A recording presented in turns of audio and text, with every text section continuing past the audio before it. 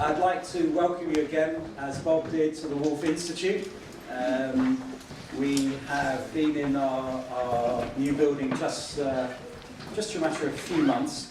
For those of you who don't know, the Woolf Institute is devoted to the study of the relationship between religion and society, not religion and science, but religion and society.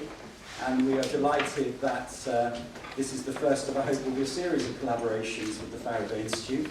Our focus is on relations in particular between and among Christians, Muslims and Jews. This afternoon we are going to move to some of the more pastoral issues raised by the question of extending life at any cost. This morning's lectures put the bar pretty high, Nav. So no pressure.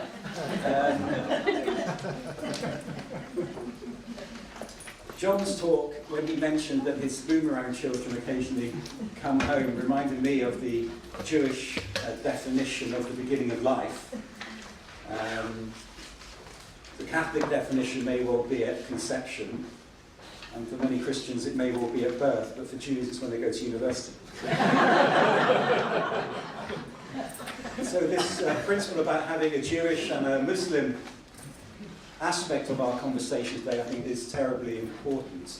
Indeed, David's discussion about withdrawal and withholding remind me of the Jewish concept of the gosses, which you may know, which is literally it's a rabbinic term for a person who is dying. And if you are in that process of dying from a Jewish perspective, it's permissible to withdraw or withhold treatment, to stop that person being impeded on that journey towards death. A very famous rabbi from Poland in the 16th century called Moses Isserlis, who specifically made a halakha, a Jewish law, saying that that process should not be impeded. And if you can facilitate that process to the death, then that's what should be done. So I think it just shows how much our faiths have grasped and grappled with these sorts of issues. So our first speaker this afternoon is a colleague and a friend at the Woolf Institute, Nav Siddiqi, who leads on our end-of-life training, end-of-life diversity training programs. Nav is a co-founder of New Horizons, and has been very active in the encounter between Muslims and non-Muslims in this society. You're not checking whether he's stolen something. Depends again. Yeah. And will be reflecting on his experience as a tutor on these programs in this country, and particularly taking seriously this question of the changing religious landscape. Because if there's three main factors to our changing religious landscape in this country, the first being the increase in the number of minorities, from 1 in 150 years ago to 1 in 10 today, to the changing face of Christianity, as well as decline in mainstream established Christianity, and the third, of course, the dramatic increase in the number of people who are unaffiliated. So this is the landscape in which we all work today, whether we're teachers or whether we're working in the healthcare sector. Anyway, no further ado, Nav. Very much looking forward to hearing what you've got to say. Thank you. Okay. Well, good afternoon, everybody. Okay, a good death in a changing religious landscape. A doddle of a title, really. I'll do my best to share some reflections on this and touch on some observations. And I'll centre this story, or I'll begin with this. I'll begin with this subject by telling you a little bit about myself and my story. And there's a good reason for that. If I can get this to work. No? Okay, let's try that. That doesn't work either. Oh, there we go. Okay, so if you ever see me, actually you'll probably see it. I have a BOAC bag that I often carry around, and I kid you not, once every week or once every 2 weeks, somebody stops me on my travels. I haven't seen that bag for years. That's a family relic because my father used to work for BOAC. But in many respects, this whole a question around a changing religious landscape I describe as an ongoing story. It's really the same story for me regarding and following on from post-war migration, the breakup of the empire, and people coming to the United Kingdom. And so it's where that change has impacted. So in the 1970s, it would have impacted in maternity wards, in nurseries, and if you were to look at sort of like the classroom photographs, you would see that change from the beginning of the 70s to the end of the 70s. That change was reflected in those photos. And then in the 80s, you'd see a lot of that in community formation. In the 90s, in the work market, in the workforce, people entering the workforce, you would see that change. And when you follow that through, it's very much that same continuation. It's now at a case, we're now at a stage where our elderly are more diverse really than at any time before. So in a way, it's that same story, it's that continuation, and the challenges and the opportunities and the areas for training and raising awareness are there very much in end-of-life care. So I'll tie into this subject my sphere of experience, both personal and professional, and explore with you the landscape of death that is changing. And I say the landscape of death is changing, but perhaps it's always been. But as I say, the changes we are now observing really reflect Britain's political history over the last 75 years. Over the last few years, the Woolf Institute has been researching and training in the subject of end-of-life care, of a good death in a changing religious landscape. I've been part of that development and delivery. We've trained over 500 staff and carers in different regions of the country and undertaken several focused research projects. And none of that has been hypothetical, that's the thing.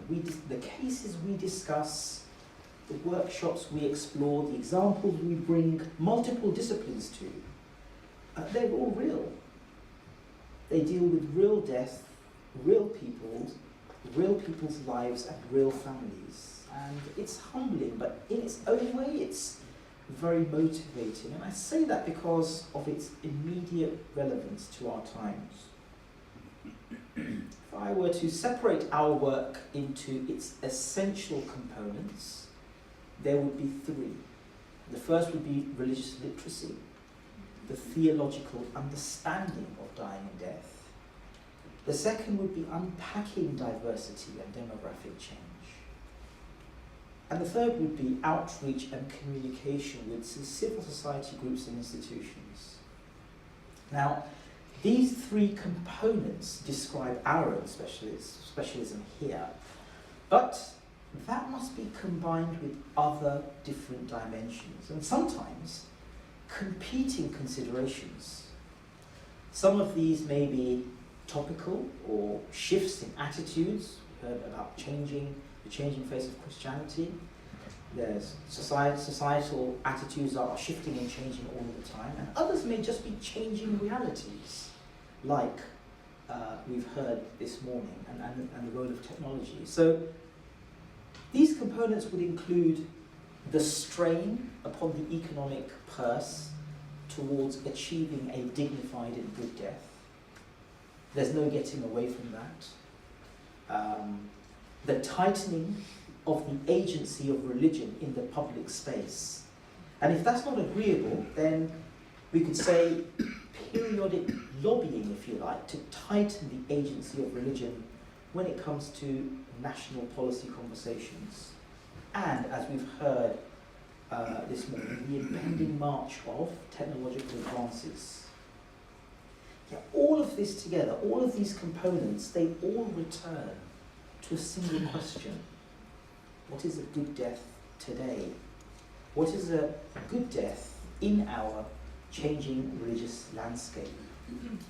And there is, of course, no single answer to that question. If I was to ask, what is a good life? What does that mean? Or what does it look like?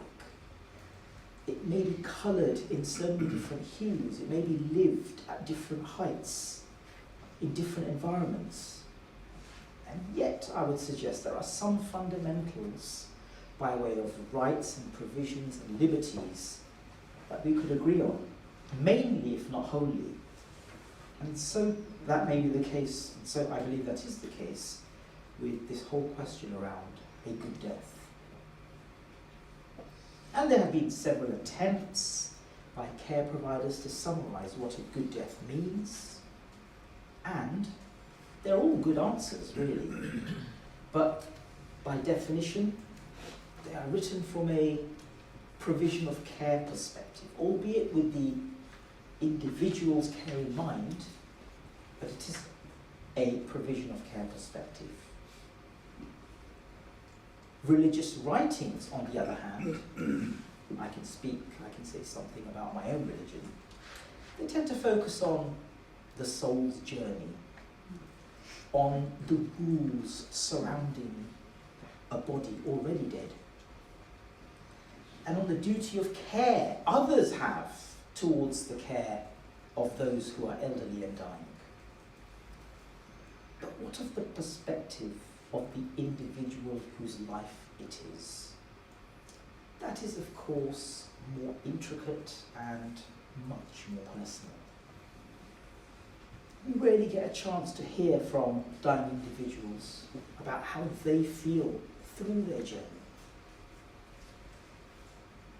I have some hope there. I'm wondering whether the role of digital technologies may bring us a step closer to one's closing chapter in life than ever before, where we're seeing now the use of digital technologies to hear from people. They're almost like recording diaries, sharing their experience, and I'm wondering whether we will get closer to that. But we must ask again and again, what does a good death mean to the very life that is approaching it?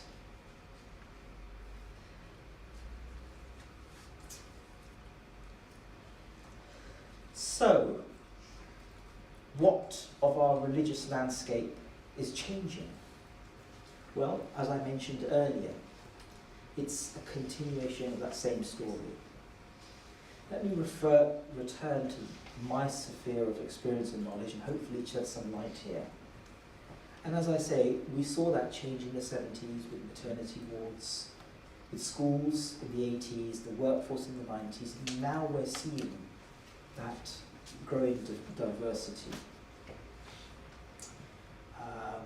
The primary data we have on population, the primary data that we have, points squarely to our changing religious landscape.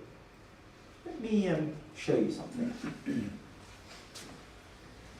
So, this has been taken from the last census, 2011. Now, we have to allow some time for the fact that it is 7 years old. Can you see from the back? Yeah. 7 years old. And we have to excuse the differences of scale that I've put on so I could fit it into one picture for you. But what is interesting about this, it's picking up on the main named religions over there.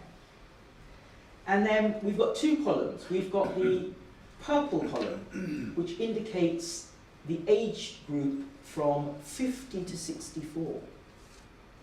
And then the green column is representing our population 65 plus.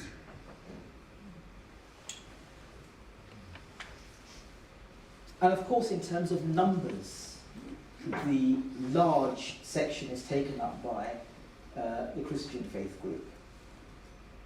But let's look at this more closely. And I'm going to focus a little bit on the Muslim position. It's a population and an area that I'm more familiar with. And in many respects, as a population group, it embodies studies in both post-war migration, but also our changing religious landscape. Being an Abrahamic faith, it impacts on physical burial space, and it is also the largest identifiable religion after Christianity. British Muslims also have the youngest age profile, and what we often miss is that young age profile corresponds to the high population growth, because it means that families are forming, new households are forming. So from census to census, you get a high population growth, a higher than average. And so because of these reasons, Britain's Muslim population as a whole makes for useful comparative analysis. But also you can borrow a lot from there and apply it to other groups. So in the 2011 census that you're looking here, we have, as you can see, something like 100,000, or just over 100,000 Muslims who are over the age of 65. But now look closely at the number of Muslims who are between 50 and 64. More than twice. What do you have here? Less. And that is actually true of all minority faith groups, besides the most established faith group, the Jewish population. So, this is convincing primary data, if we are in need of it, that our elderly population is becoming more religiously diverse than at any other time in our history. And 7 years on, people will be moving from the purple to the green, and that process is going on.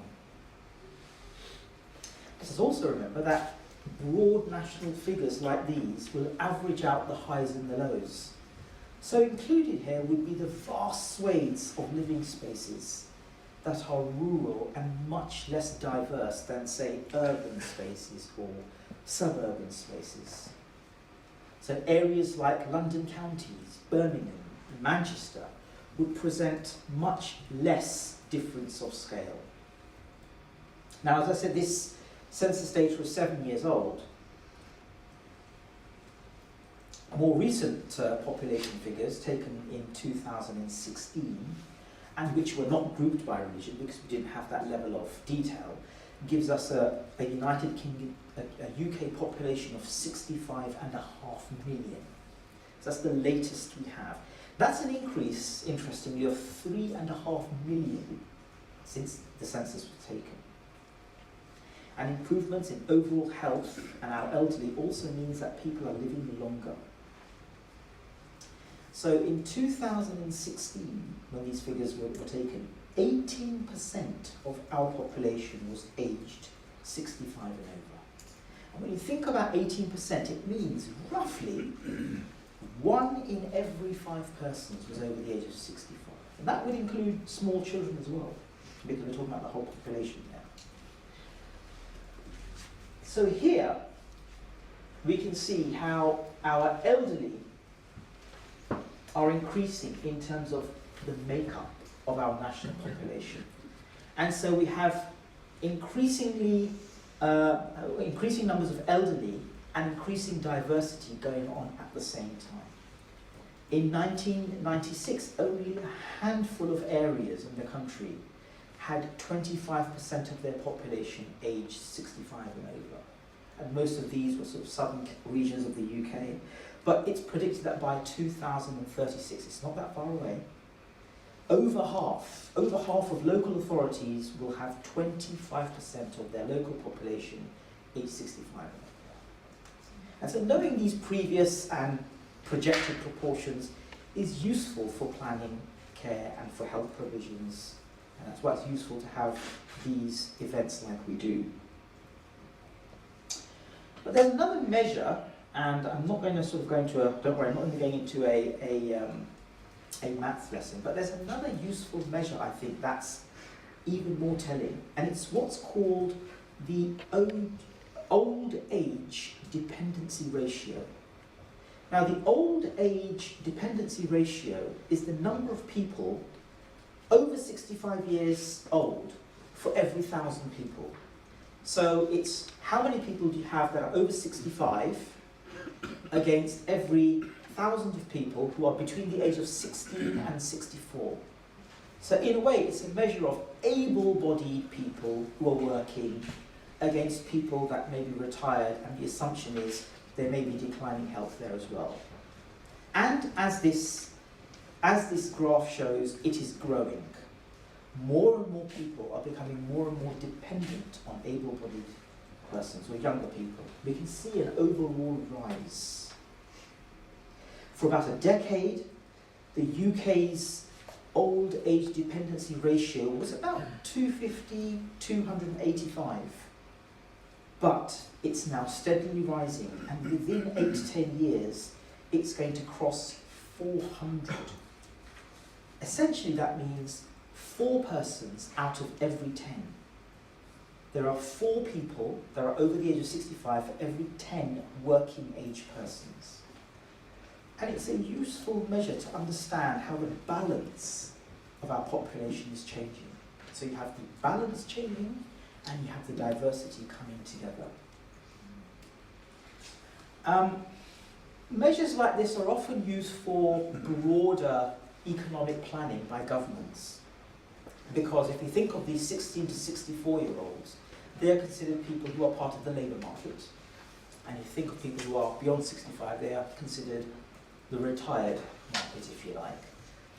And so that's often the way these are used. But within the scope of our thinking, where we bring together ethics and faith and today's science as well, I think the word dependency in that title is also of real moral significance. Why do I say that? Because I think the word dependency speaks for the need of civil society, those of us who are younger and able to place our stakes in owning a collective responsibility towards those who are dependent on us. So I think there's a moral worth in this as well, which is why I brought it up.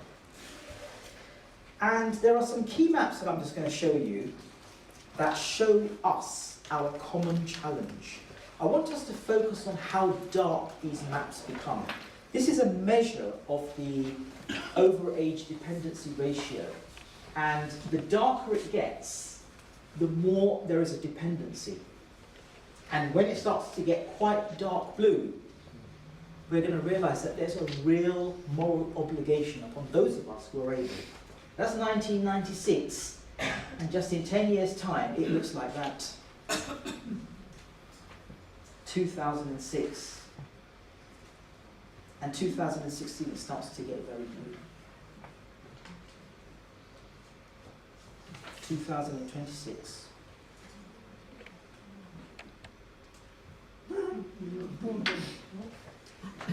I believe there's a real moral question here about what we are going to do, what role faith institutions can play, the moral questions that we need to ask, how we engage with civil society. This is not just down to one component, down to government or down to institutions. It really calls upon all of us. For us to serve a large segment of our population towards the aim of a good death, many larger components of whole systems need to work well together.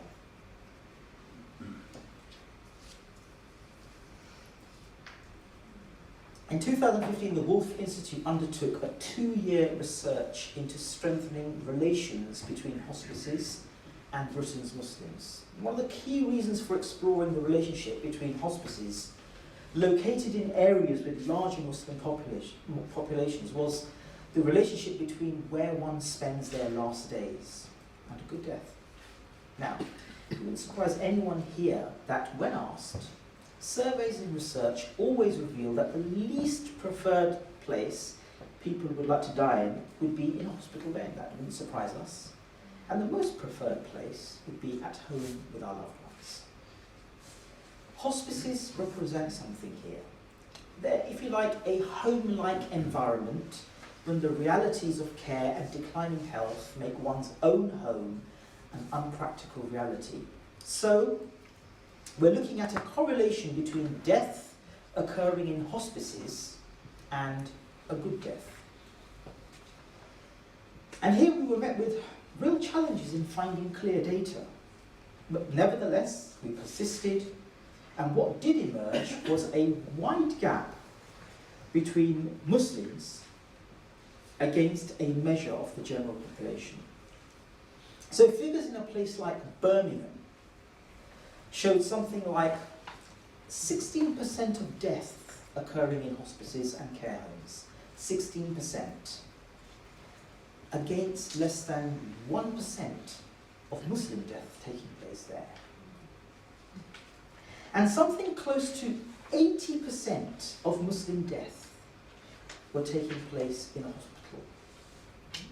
Those are some pretty stark differences. So what did our research find? Our foundings found some fairly large gaps in areas of essential data, in communications, in community awareness, and in general staff training. Although having a younger age profile than the national average, as I said, Britain's Muslims are getting older and family structures are beginning to thin out and spread.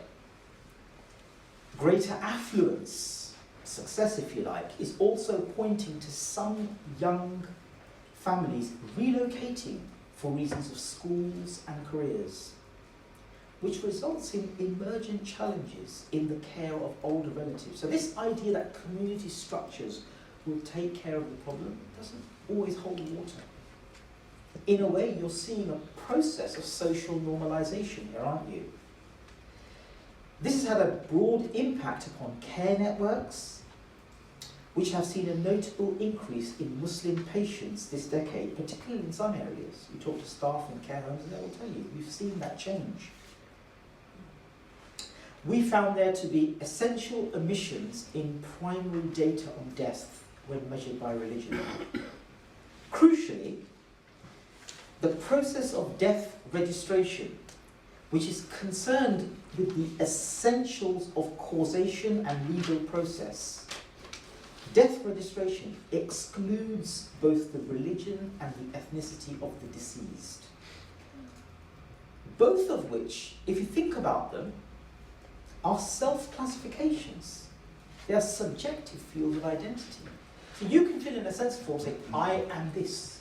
I recognize myself to be of this religion or that religion. But a dead person can't answer that, so they have been excluded. We recommended that a deceased person's religion and ethnicity should be recorded as optional fields of primary information when death is registered. Because the omission of religion at the registration of death results in a serious lack of primary data held at national and local authority levels. In short, core information necessary for effective civic planning and social monitoring is absent. These omissions of both religion and ethnicity gave rise to real challenges in the scientific exploration of social patterns in death and in end-of-life care. There are assumptions we found across the entire care industry that someone somewhere has primary data on religion when that wasn't the case, and that isn't the case. And so a good death is impacted negatively. Also, we recommended that hospices and care providers should keep their own data on both religion and ethnicity. There's an assumption that somebody else is doing it, you see. And by return, Muslim burial services and mosques dealing with the final journey of deceased persons should also store more detailed information. On communication, hospices and providers should utilize specialized community channels to promote hospice services as avenues for progressing understanding and cooperation. And in the same vein, Muslim bodies and institutions should also use those same specialist satellite television and radio channels to educate and promote end-of-care knowledge. So everybody has to play their part.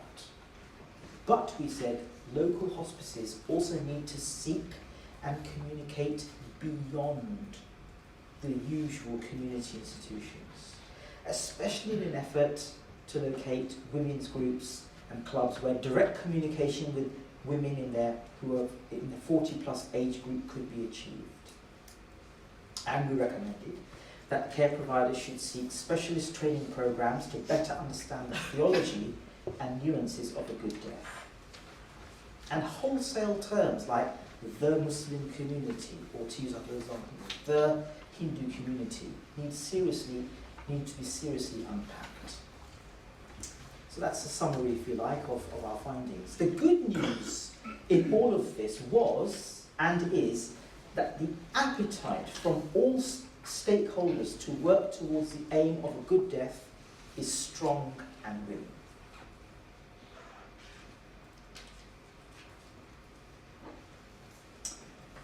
So the landscape of death has changed.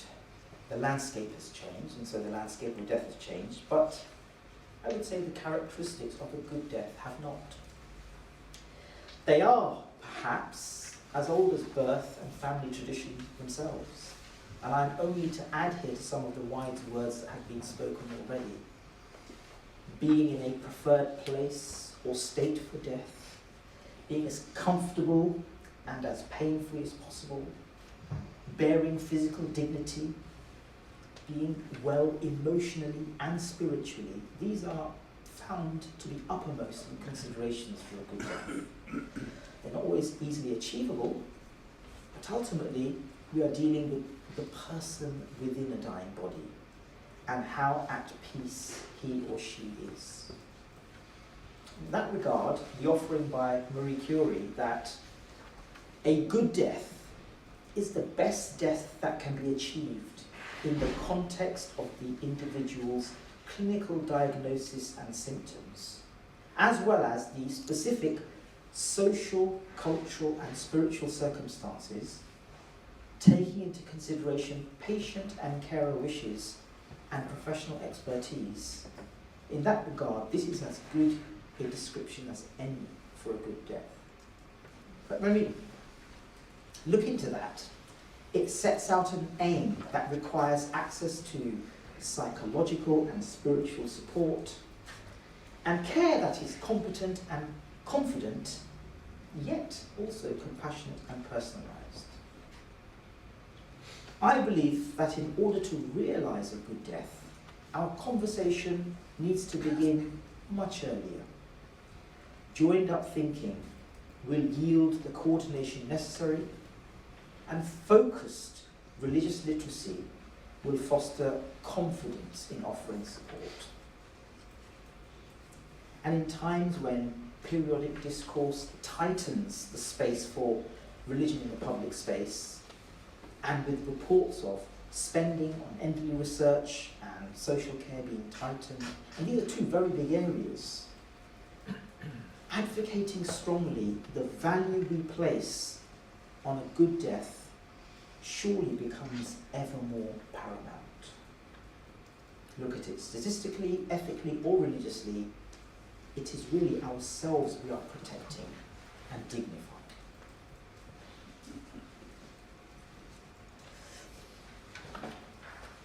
Now, briefly as I close, you may have noted that I haven't brought in funerals and burials. They are changing too, and no doubt the funeral services sector will be adapting accordingly, and new services will and are emerging. It's a relevant and changing area, and no less important to family homes as childbirth and a good early education. It's an important area. But my focus, though, is not on the dead. It is on the lives of the living. All along, I have put across our title of what a good death is to steer me through, and perhaps this phrasing has gone unchallenged in our thoughts here. Maybe not. But you know what? Let me posit that how the title itself has been framed deserves our scrutiny. For it's not really truly a case of what is a good death, or even what is a good end of life. But when we really ask from our deepest values, what arises is the question, what is a good life? this is not really about death. It's about life. It's about a chapter, a phase, a journey, a lived experience. And note those two words there, lived and experience. And this for me is cleverly illustrated by the best-selling book by Mitch Albom, Tuesdays with Morrie. I'm not sure if you're aware of that book. He recounts the time he spent with his 78-year-old sociology professor who was dying. It's a book my wife introduced me to, and it examines the interactions between the human experience of living and dying. In it, Mitch writes the profound words, "The truth is, once you learn how to die, you learn how to live."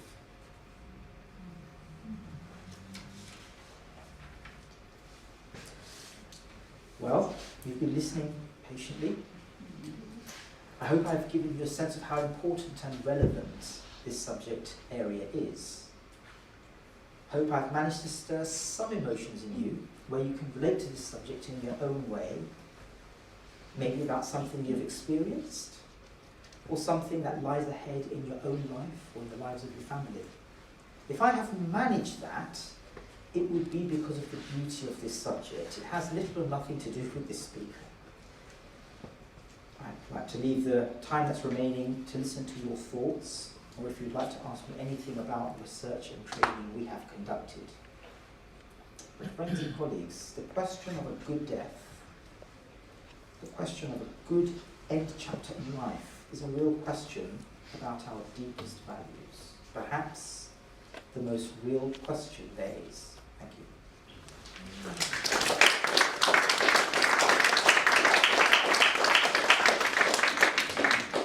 Thank you, Nav. Well, that gives us time for questions. Yes, good. Or comments, or thoughts? Yes, it's really just a comment, really. The problem is that actually you're using age as a proxy for dependence, which of course is only very vaguely associated, and myself being a geriatrician, it's a real problem, because I think, looking around, quite a lot of us in this room are over the age of 65, but I suspect very few of us are in any way dependent. Maybe that just comment. What is there a better way of looking at what is the problem? No, I think you make a very valid point, and I think that's very true. I think that's the problem with broad figures, and I think that the real sense of them is an economic analysis. But in a way, the facts don't lie, and the facts are that the proportion of age, or the distribution of age, is changing. And so I think my main point there is that this is something which has to be jointly owned. And we are looking at change which calls upon us to say we have to own this jointly. In that sense, the writing is on the wall or on the graph.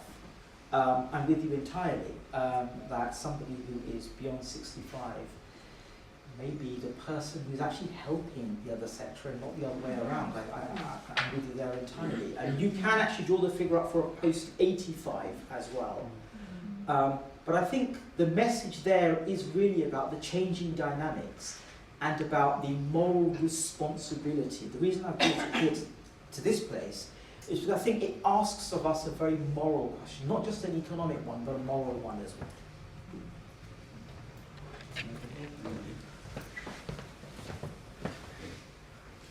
Thank you. Just taking up on the quote you said in the end there, which I thought was tremendous: when you learn how to die, you learn how to live. How do we get that message across in a death-denying culture? Yeah. And in particular, how do we get it across to millennials who have a morbid fear of the whole subject? Yeah.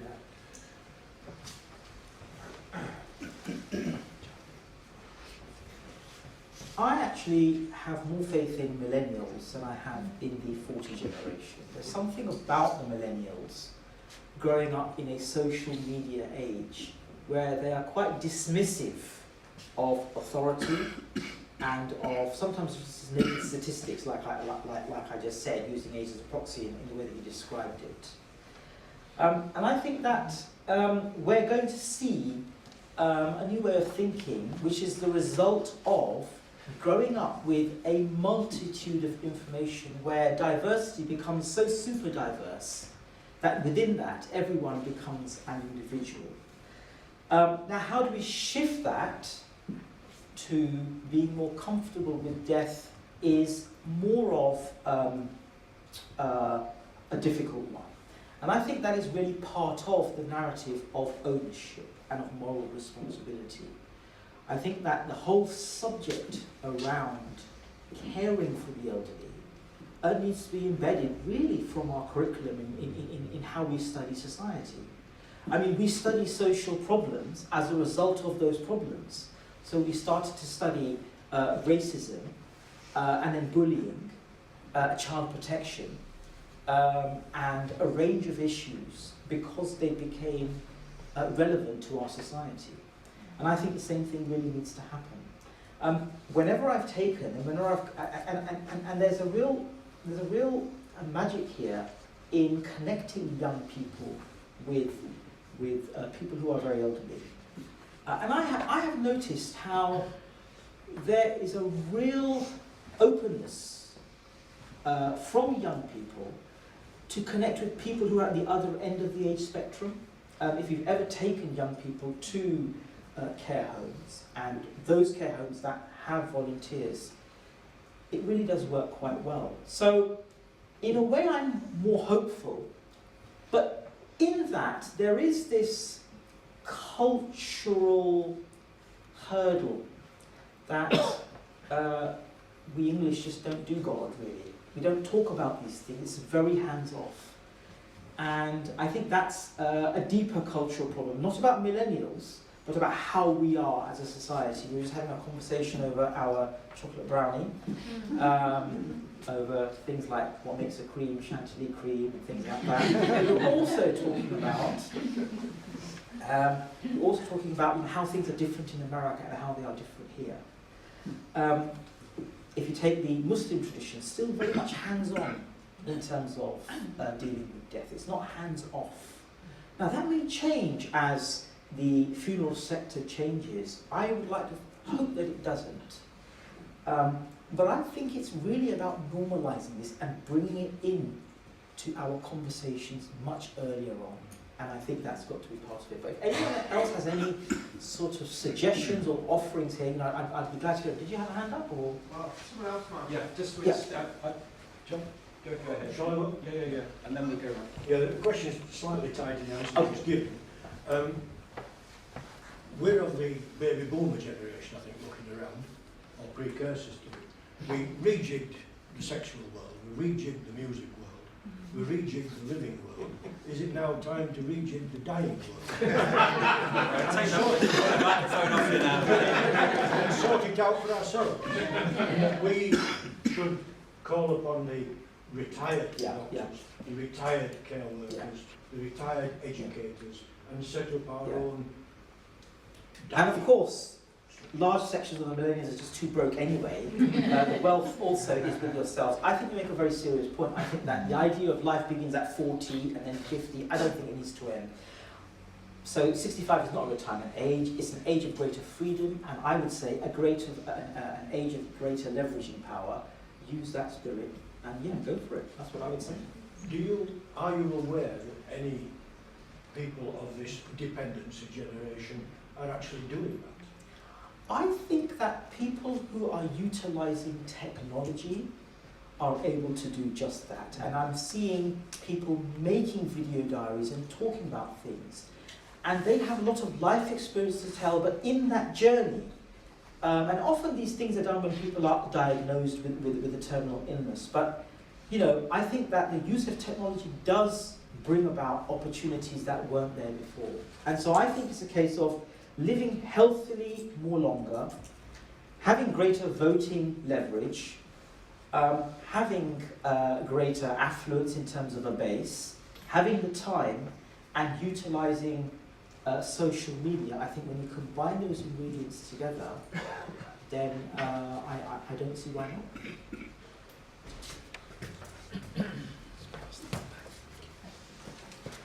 You're just trying to find other ways of normalising death and as part of life. I train groups of caregivers for an agency, and one of the caregivers, when we were talking about death and dying, said she'd been to a death cafe, and we all were like, oh. But it sounds to me like quite a good idea that you can go along and have a cup of tea and a chat and actually try and normalise what is really going to happen to all of us and talk about death in a positive way. So I don't know if anybody else had heard of these death cafes and something, but that was something. Yeah. Because I think it's James and C. Saunders who said that the way that we die lives in the memories who live on, and I think that's what makes a good death. Is what we remember how people have died. Yeah. Thank you. Go over here and then come.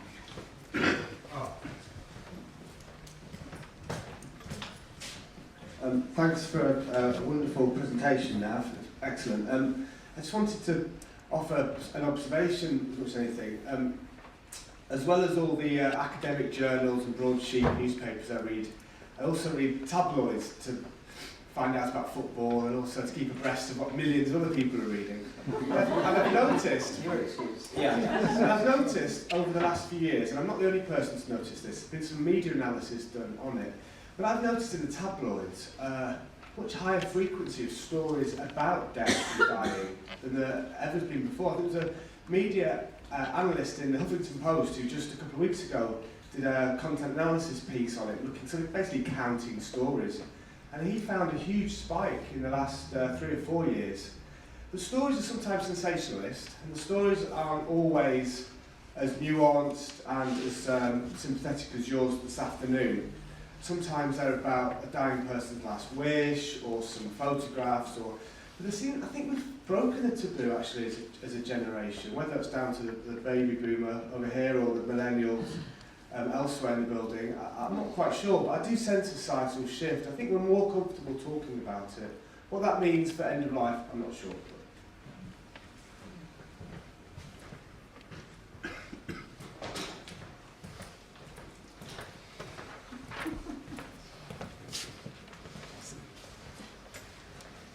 Okay, this is a bit more uplifting because I've been very serious. I just one thing to share on the Death Cafe thing is that I was writing some quotes out in my handwritten diary prompts of how to help people talk about death and dying.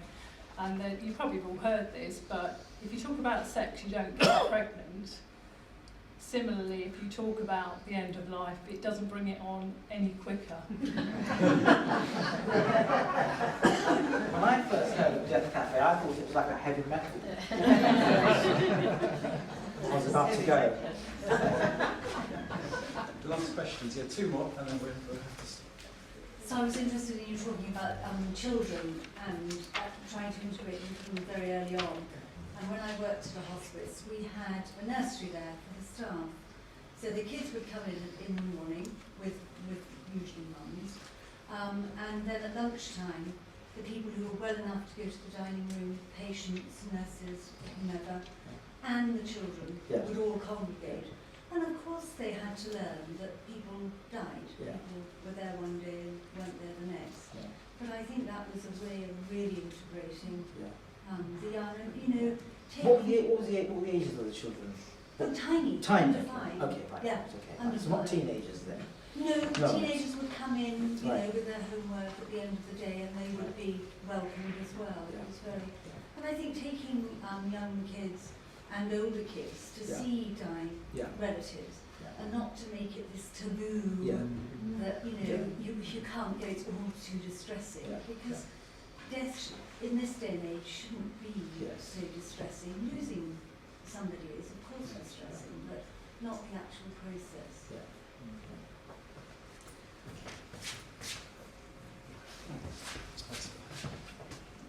You mentioned a couple of times the idea of either improving or increasing religious literacy in your talk.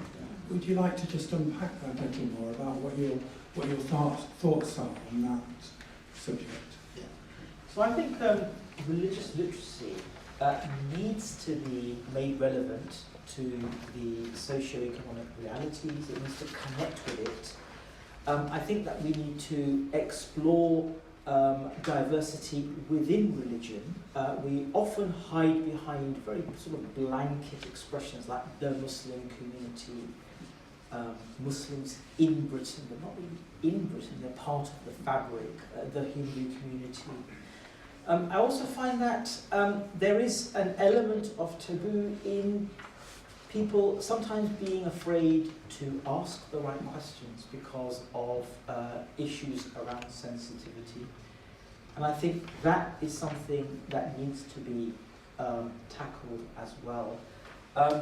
It's a very contentious area in schools, but I think the balance is right in that religion is occupying more of an ethics framework, and it's part of the discussion around modern ethics, and I think that's got to be a good thing. What I have noticed is that in care professions, the general level of religious literacy is quite low, and yet the instinctive sense is often right. So people have an instinctive sense of what they think is the right thing to do, but they often hesitate because there is a void, and that void is not really understanding some of the very basic ideas. And the basic misunderstandings are very much that, very basic indeed. I don't see this as rocket science.